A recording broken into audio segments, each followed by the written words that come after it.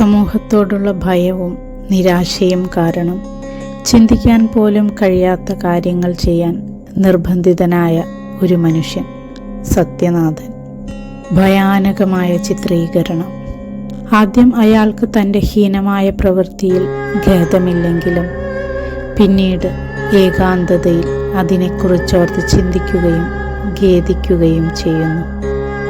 മോഹൻലാൽ എന്ന അത്ഭുത പ്രതിഭയുടെ വിസ്മയകരമായ പകർന്നാട്ടമാണ് സതയം.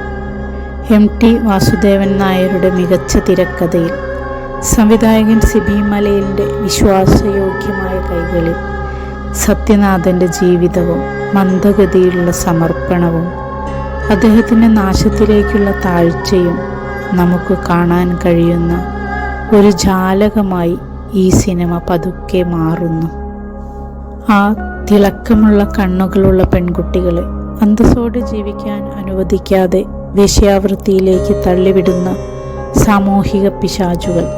അത്തരം സീനുകൾ കാണുമ്പോൾ പ്രേക്ഷകർ നിസ്സഹായരാകുന്നു. സഹതാരങ്ങളുടെ സഹായമില്ലാതെ ഒരിക്കലും ഒരു സിനിമയും വിജയിക്കുകയില്ല. തിലകൻ, മുരളി, നെടുമുടി വേണു, മാധു, KPSC ലളിത തുടങ്ങിയവർ മികച്ച പ്രകടനം കാഴ്ചവെച്ചു. അഭിനയത്തിലും തിരക്കഥയിലും സംവിധാനത്തിലും ഒരു മാസ്റ്റർ ക്ലാസ്. സത്യനാഥൻ ഒരു അനാഥനാണ്. അതുകൊണ്ട് തന്നെ കുട്ടിക്കാലത്ത് ഭീഷണിയും പീഡനവും അനുഭവിക്കേണ്ടി വരുന്നു. പിന്നീട് ഒരു പുരോഹിതൻ സത്യനെ രക്ഷിക്കുന്നു.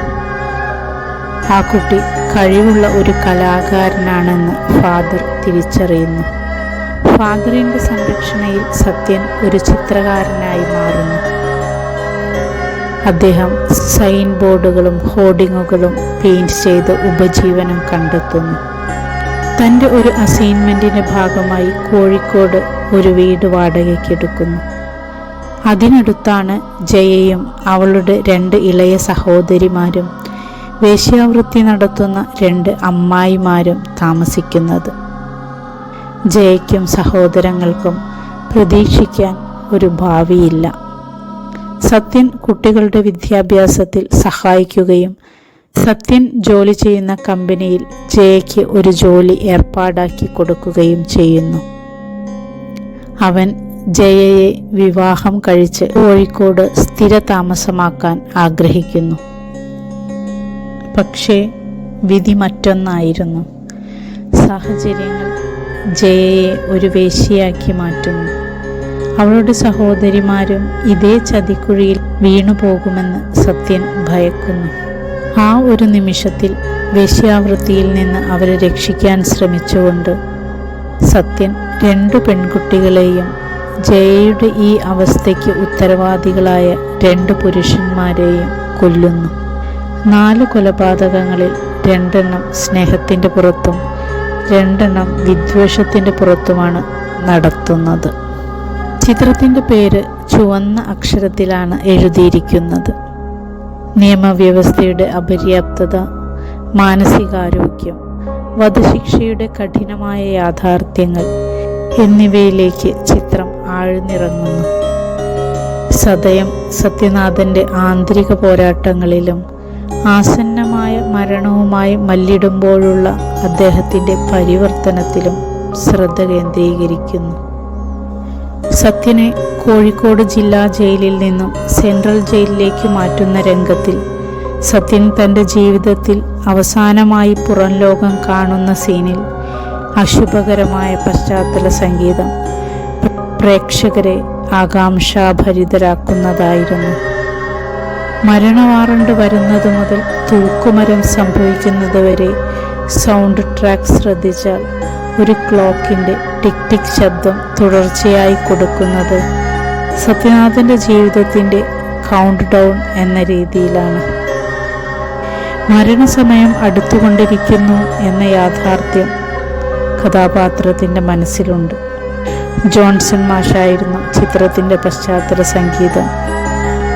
ഏറ്റവും സെൻസിബിളായി ശബ്ദത്തെയും നിശബ്ദതയെയും സതയത്തിൽ പ്രയോജനപ്പെടുത്തി. അത് മാഷിന് ആ വർഷത്തെ ദേശീയ പുരസ്കാരം നേടിക്കൊടുത്തു. സത്യനാഥൻ്റെ വാടക വീടിൻ്റെ ലൊക്കേഷൻ കോഴിക്കോട് ജാഫർ ഖാൻ കോളനിയിൽ സെറ്റിട്ടതായിരുന്നു. കണ്ണൂർ സെൻട്രൽ ജയിലിൽ റിപ്പർ ചന്ദ്രൻ കിടന്ന ജയിലറയിൽ തന്നെയാണ് സത്യനാഥൻ എന്ന കഥാപാത്രവും കിടന്നത്. പണ്ട് പലരെയും തൂക്കിലേറ്റിയ തൂക്കുമരം തന്നെയാണ് ഷൂട്ടിങ്ങിനായി ഉപയോഗിച്ചിരുന്നത്. തൂക്കാൻ ഉപയോഗിച്ചിരുന്ന കയർ പോലും മുമ്പാരെയോ തൂക്കിയ കയറായിരുന്നു. ഈ രംഗങ്ങളുടെയെല്ലാം ഷൂട്ടിംഗ് സമയത്ത് അണിയറ പ്രവർത്തകരെല്ലാം കടുത്ത സമ്മർദ്ദത്തിലൂടെയാണ് കടന്നുപോയിരുന്നതെന്ന് സിബി മലയിൽ ഓർക്കുന്നു. ക്ലൈമാക്സ് രംഗങ്ങൾ ചിത്രീകരിക്കുമ്പോൾ ലാലിൻ്റെ കണ്ണിൽ ഒരു പ്രത്യേകതരം തിളക്കമുണ്ടായിരുന്നു. ഒരു നനവിൻ്റെ തിളക്കം. ഭ്രാന്തിൻ്റെ അവസ്ഥയിലൂടെ കടന്നു പോകുന്നവരിൽ കാണാറുള്ള തിളക്കമാണ് അദ്ദേഹം ലാലിൻ്റെ കണ്ണിൽ കണ്ടത്. MTയുടെ ശത്രു എന്ന കഥയെ അവലംബിച്ചുകൊണ്ടുള്ള ഒരു കഥയായിരുന്നു സദയം.